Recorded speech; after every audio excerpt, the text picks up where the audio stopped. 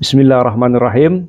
Kementerian Agama kemarin baru selesai melakukan muzakarah perhajian, membahas hal-hal yang terkait dengan perhajian di Indonesia.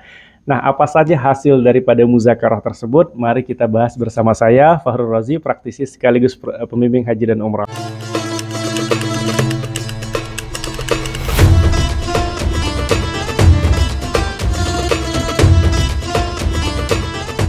Ya, pemerintah Indonesia melalui Kementerian Agama baru saja kemarin selesai melakukan muzakarah perhajian Indonesia, membahas hal-hal yang terkait dengan perhajian di Indonesia, tentunya yang terkait dengan situasi dan kondisi terkini perhajian di Indonesia.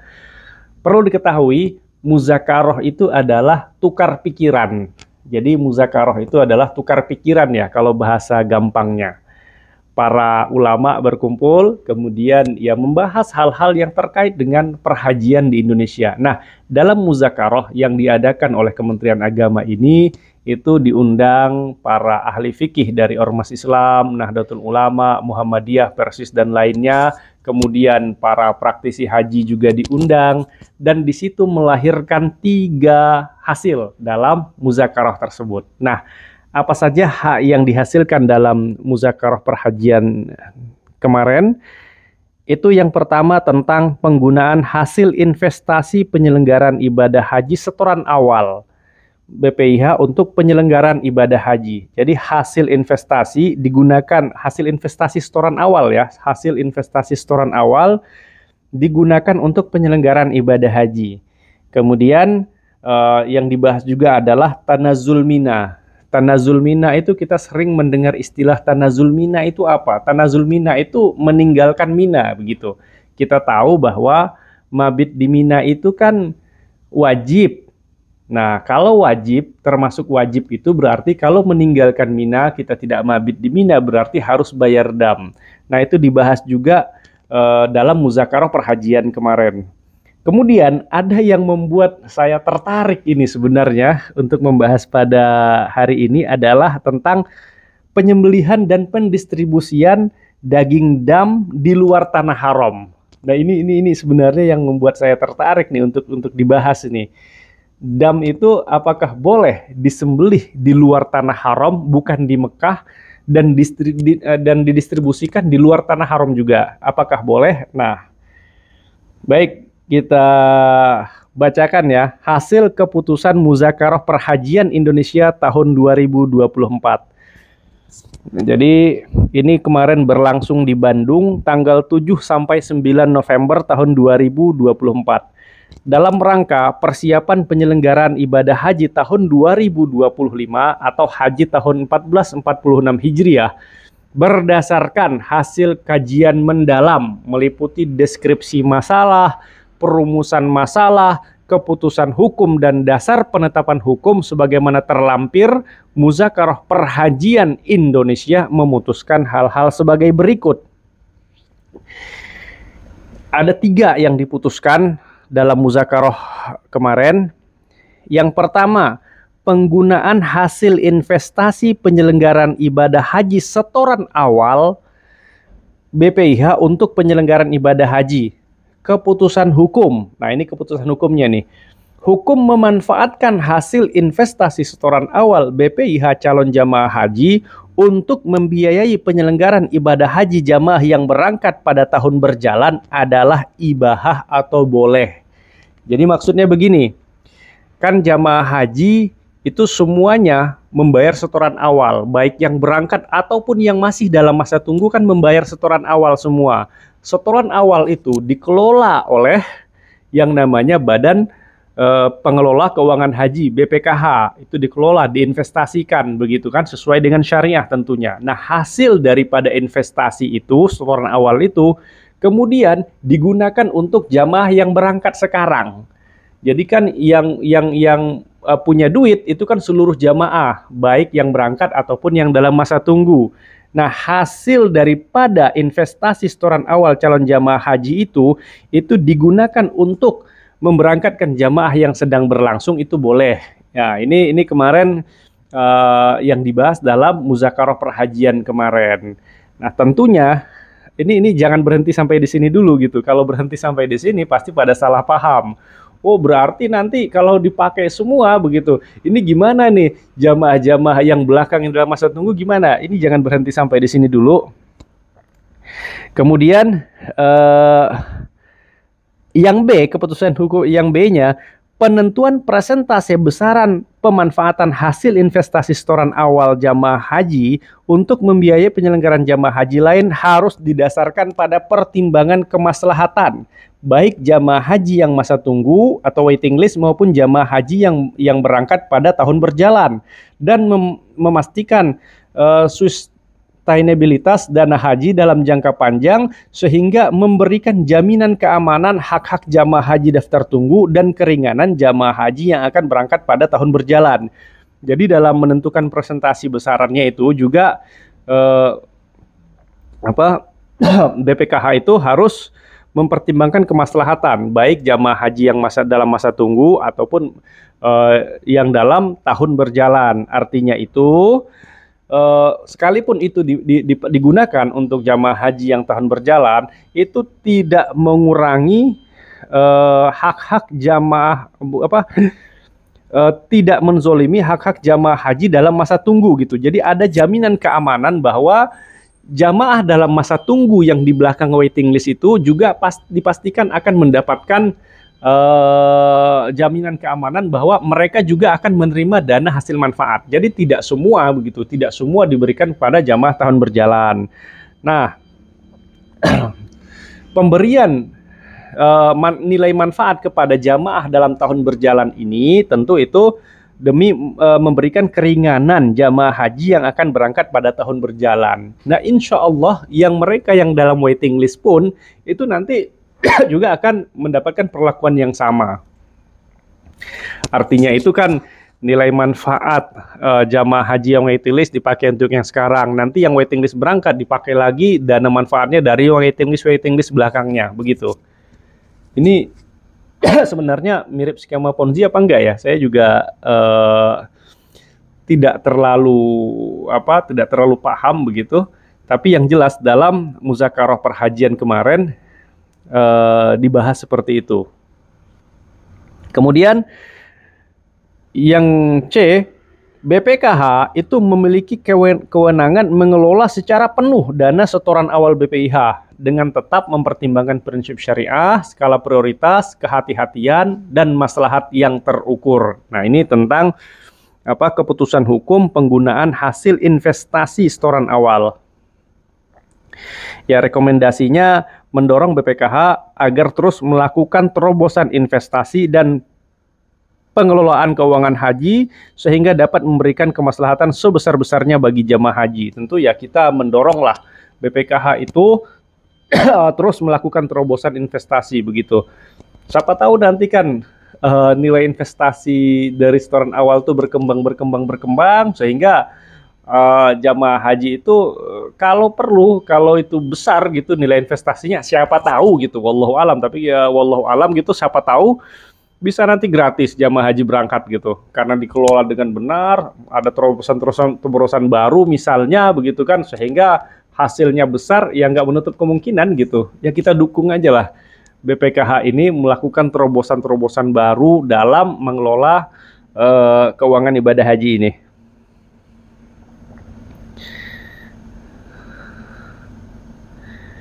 Nah, itu tentang investasi. Kemudian hasil muzakarah yang berikutnya adalah tanazul di Mina. Tanazul di Mina itu, tanazul itu adalah meninggalkan Mina gitu. Meninggalkan Mina, memisahkan diri dari rombongan lah. Yang lain mabit di Mina, mereka kembali ke hotel gitu. Apakah hal seperti itu diperbolehkan begitu? Nah, keputusan hukum tanazul di Mina ini, itu kan Mina kita tahu kan padat, bahkan yang sudah pernah berhaji, yang merasakan mabit di Mina, alhamdulillah itu sudah pernah merasakan bagaimana antri toilet tuh 1 jam baru bisa masuk, itu kan pada ngerasain yang sudah pernah mabit di Mina, ketika area Mina itu padat. Nah, maka kemarin dibahas tentang tanazul di Mina. keputusan hukum Tanazul di Mina untuk mengurangi kepadatan di area Mina serta memberikan rasa aman dan nyaman bagi jemaah sakit, lansia, resiko tinggi, disabilitas, pendamping, serta para petugas yang mengurus jamaah haji diberikan keringanan untuk meninggalkan atau tanazul mabit di Mina dan kembali ke hotel tempat tinggalnya di Mekah. Jamaah sakit, lansia, resiko tinggi, disabilitas, pendamping, dan petugas yang mengurus jamaah adalah berstatus uzur. Maka ketika meninggalkan tanazul di Mina, hajinya sah dan tidak dikenakan dam. Nah, kita tahu mazhab kita Syafi'i yang mayoritas di Indonesia, tiga mazhab, tiga imam mazhab Maliki, Syafi'i, dan Ahmad, itu mabit di Mina termasuk wajib, sehingga kalau meninggalkan bayar dam. Nah, kemudian kemarin dibahas dalam muzakarah perhajian, kalau orangnya sakit, ada uzur misalnya sakit, lansia, dia resiko tinggi, disabilitas, pendamping, petugas, karena mereka berstatus uzur, maka hajinya tetap sah dan tidak dikenakan dam. Nah, terkait dengan tanazul Mina, tidak mabit di Mina ini, sebenarnya ada satu imam mazhab yang mabit di Mina itu bukan wajib tapi sunnah. Jadi mau dia ada uzur, mau tidak ada uzur, ketika memakai hukum yang dikeluarkan oleh Imam Hanafi, itu sunnah yang nggak usah bayar dam begitu. Jadi mau uzur mau enggak, mazhab Hanafi itu mabit di Mina hukumnya sunnah. Jadi tidak usah bayar dam. Nah, rekomendasinya kemarin itu pemerintah membuat kebijakan tanazul Mina yang dapat memberikan rasa aman dan nyaman bagi jamaah haji dalam melaksanakan ibadahnya. Pemerintah juga agar mensosialisasikan kebijakan tanazul Mina sedini mungkin dan memasukkannya dalam materi bimbingan manasik haji. Pemerintah agar menjalin kerjasama dan komunikasi serta intensif dengan pihak Arab Saudi untuk mewujudkan keamanan, kenyamanan, dan kelancaran dalam pelaksanaan tanazul Mina. Nah, ini juga harus diperhatikan bagi yang tanazul Mina nanti, diperhatikan itu keamanan dan keselamatannya. Kan pasti nanti tanazul Mina itu sekalipun mereka tidak mabit di Mina, tapi kan mereka tetap melontar jumroh. Lontar jumroh kan tetap di Mina gitu. Jadi nanti dalam pelaksanaannya itu, misalnya kalau seandainya harus bolak-balik melontar jumroh, itu juga siapapun petugasnya, pembimbingnya, pendampingnya juga harus memastikan keamanan, kenyamanan, dan kelancaran dalam proses tanazul di Minanya nanti. Nah, pastikan petugas-petugas yang mendampingi tanazul di Mina ini adalah petugas-petugas yang mereka itu betul-betul familiar dengan area dan situasi di Mina. Jangan sampai nanti petugasnya baru, jamaahnya juga belum pernah berhaji, ya sama-sama bingung. Jangan sampai seperti itu gitu. Jadi kami harap petugas, pendamping, pembimbing yang kebagian nanti tanazul ini adalah betul-betul mereka yang sudah berpengalaman dalam tanazul, atau minimal mereka itu familiar lah dengan area-area di Mina dan jam-jam, waktu-waktu pelontaran yang sekiranya tidak terlalu padat. Kemudian, nah ini yang membuat saya tertarik itu adalah hasil muzakarah kemarin itu, penyembelihan dan pendistribusian daging dam di luar tanah haram. Keputusannya itu, satu, keputusan hukum penyembelihan dan pembagian daging hadyu atau dam di luar tanah haram termasuk di tanah air hukumnya boleh dan sah.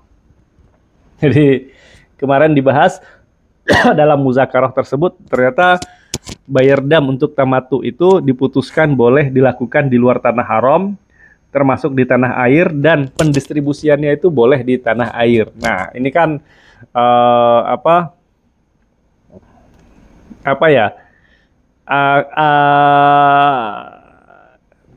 tidak sejalan dengan yang selama ini kita lakukan begitu. Tidak sejalan dengan yang selama ini kita lakukan. Yang selama ini yang sudah gitu kan, orang haji tamattu itu kan bayar damnya pasti di tanah haram dan distribusikan juga di tanah haram. Nah, ternyata kemarin itu dibahas dalam muzakarah tersebut, apakah boleh menyembelih dam itu dan distribusikan di luar tanah haram. Nah, hasilnya itu boleh begitu. Saya juga belum membaca begitu kan, kenapa boleh itu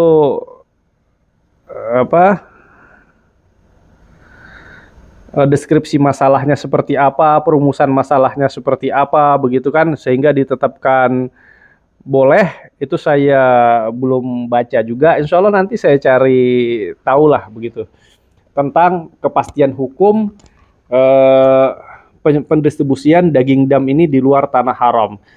Nah, kalaupun seandainya hal ini dibolehkan, misalnya itu betul-betul pemerintah Indonesia itu menggandenglah MUI begitu, ya sebagai lembaga resmi negara kan, itu Majelis Ulama Indonesia.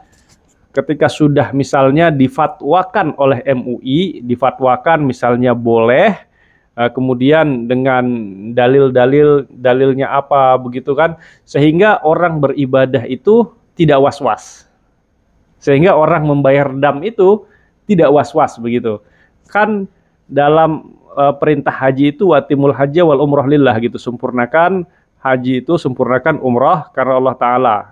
Kalau misalnya ada orang terhalang tidak bisa menyempurnakan ini kan bayar dam, atau orang yang haji tamattu juga bayar dam. Nah, yang selama ini berjalan itu kan dam itu kita bayar di tanah suci. Nah, ketika ada misalnya dalam forum muzakarah ini membolehkan membayar dam itu di tanah air, nah itu betul-betul harus dijelaskan kepada masyarakat kasusnya seperti apa, dalilnya seperti apa, dalil hukumnya yang membolehkan itu seperti apa begitu. Karena ya yang selama ini berjalan gitu ya seperti itu, termasuk imam mazhab yang 4 ini kan semua penyembelihannya itu kan di tanah haram semua. Yang menjadi perselisihan itu kan cuman pendistribusiannya. Pendistribusiannya kan apakah boleh di tanah haram atau tidak begitu. Nah, hasil muzakarah kemarin itu justru yang dibolehkan itu ya di luar kebiasaan tersebut gitu. Memotongnya di luar tanah haram, didistribusikan juga di luar tanah haram, nah itu hukumnya boleh. Nah, bolehnya itu seperti apa, dalilnya seperti apa, ini nanti kami mohon begitu kan, masyarakat awam ini kami butuh kepastian hukumnya, kalau bisa difatwakan oleh MUI, sehingga dalam beribadah juga masyarakat yang ingin berhaji itu punya dasar hukum dalam beribadahnya. Misalnya menggunakan fatwa MUI ini membolehkan dengan dalih seperti ini, dan seperti ini gitu. Sehingga orang yang akan beribadah itu nanti menjadi tenang. Nah, hasil muzakarah ini jangan sampai nanti hanya menjadi pembahasan atau bahsul masail biasa gitu ya. Kalau boleh sesuatu yang dibahas dan itu menjadi dasar hukum, ya dibahas lagi di dalam bersama para ahli agama lainnya dalam bersama orang-orang MUI begitu, bersama ulama-ulama yang ada di MUI. Kita kan punya MUI yang biasa mengeluarkan fatwa-fatwa terkait dengan persoalan-persoalan agama. Dan memang kalau fikih itu ya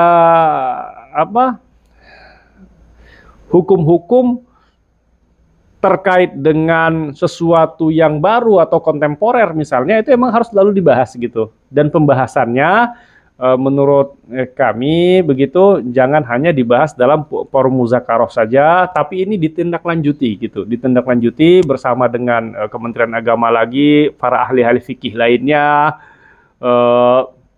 komisi-komisi fatwa di MUI misalnya, sehingga itu bisa difatwakan. Dan kalau sudah difatwakan dengan alasan-alasan seperti ini, sehingga kami yang awam ini dalam menjalankan rangkaian ibadah itu menjadi tenang begitu.